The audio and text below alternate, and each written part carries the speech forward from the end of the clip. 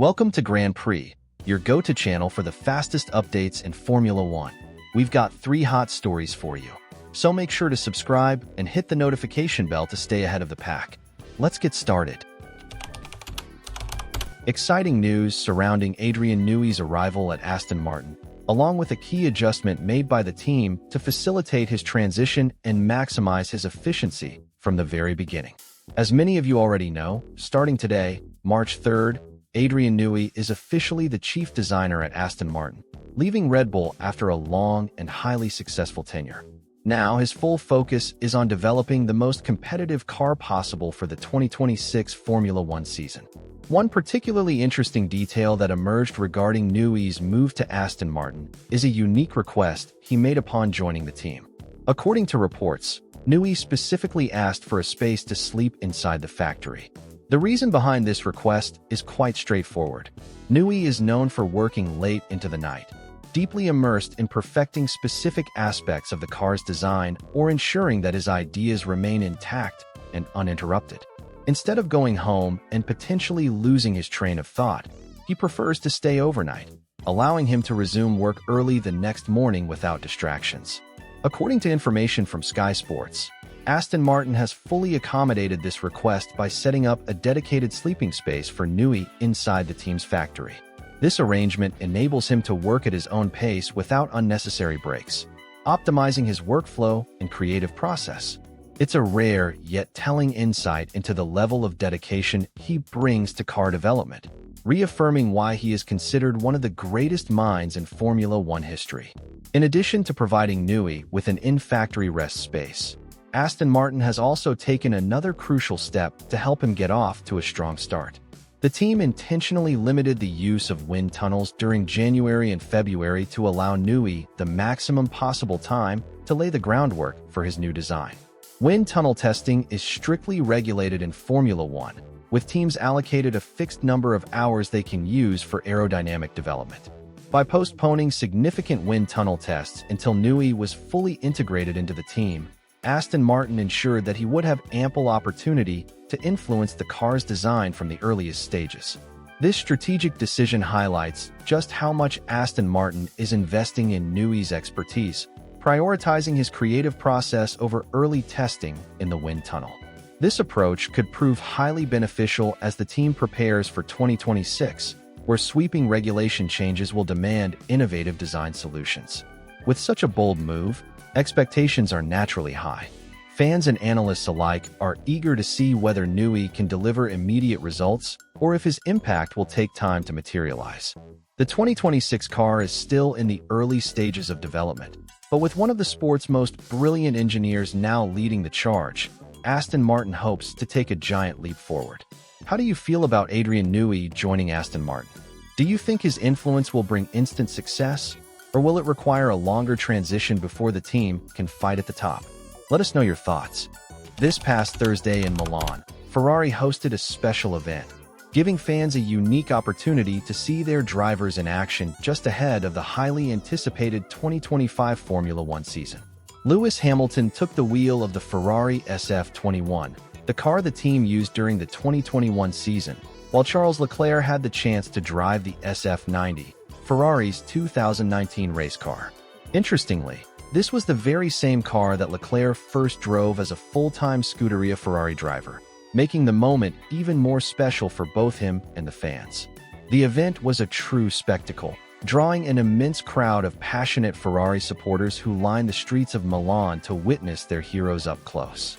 The two drivers took to the roads, demonstrating the raw power of their machines with high-speed runs, pit-stop demonstrations, and thrilling displays of skill, including burnouts and perfectly executed donuts. The sight of Ferrari's iconic red cars roaring through the heart of Milan created an unforgettable atmosphere, giving the fans a rare glimpse of Formula One machinery outside the confines of a race circuit. The excitement reached its peak as the drivers interacted with the crowd, waving and thanking them for their unwavering support. For many, it was an experience of a lifetime. The entire event was streamed live on Ferrari's official YouTube channel, allowing fans around the world to witness the celebration in real time.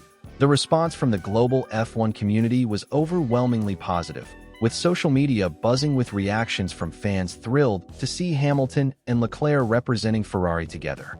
This public showcase was a clear statement from Ferrari, reinforcing their commitment to returning to the top of the sport and delivering a championship-winning performance in 2025. With Hamilton and Leclerc now officially teammates, expectations for Ferrari have never been higher. The big question that remains is whether the team can finally break their long-standing championship drought. Ferrari fans are filled with hope, believing that this could be the year the prancing horse reclaims the Formula One throne. The Scuderia has been working tirelessly over the winter break to develop a competitive car, and now, with two elite drivers behind the wheel, the dream of securing both the Drivers' and Constructors' Championships feels more attainable than ever. The countdown to the season opener is almost over. The first free practice session for the Australian Grand Prix is set to take place on March 14th, with the race itself scheduled for March 16th.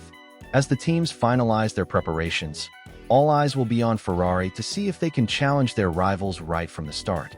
Their performance in Melbourne will set the tone for the season, and fans are eager to see how the SF25 stacks up against the competition.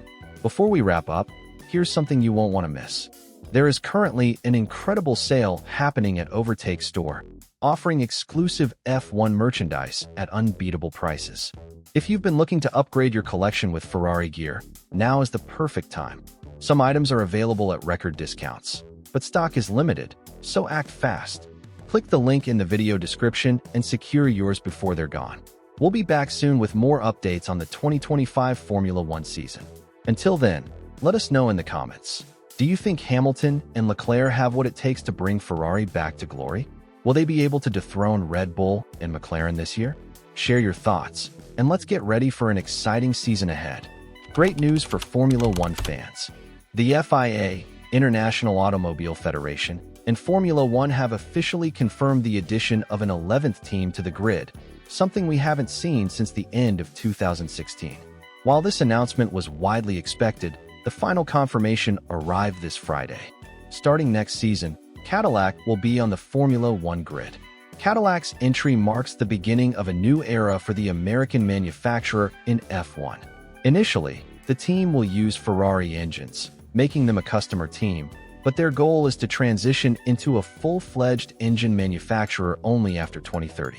This means that the team will have a major challenge ahead, building a competitive car in time for their debut season while simultaneously planning for the major regulatory changes coming in 2026. These changes will overhaul both engine regulations and chassis design, introducing an entirely new era of aerodynamics. With Cadillac officially entering Formula One, the big question now is, who will be driving for them next season? Several strong rumors are already circulating regarding potential candidates. One of the leading names linked to the team is Sergio Pérez, who may return with the backing of major sponsors, including América Móvil, the parent company of Claro, one of the world's largest telecommunications companies. His ability to bring substantial financial support could make him an attractive option for Cadillac as they establish themselves on the grid. Another driver frequently mentioned is Valtteri Bottas, whose vast experience in F1 could be highly valuable for a new team trying to gain stability in its early years. Given that Cadillac is an American team, there's also speculation that they might prefer a homegrown driver, with Colton Herta emerging as a possible candidate. The idea of an American driver in an American team would certainly boost the sport's popularity in the United States. However, there's still hope that Brazilian driver Felipe Drugovich could secure a seat with Cadillac. Drugovich already has a connection with the brand, as he has raced with them in endurance competitions.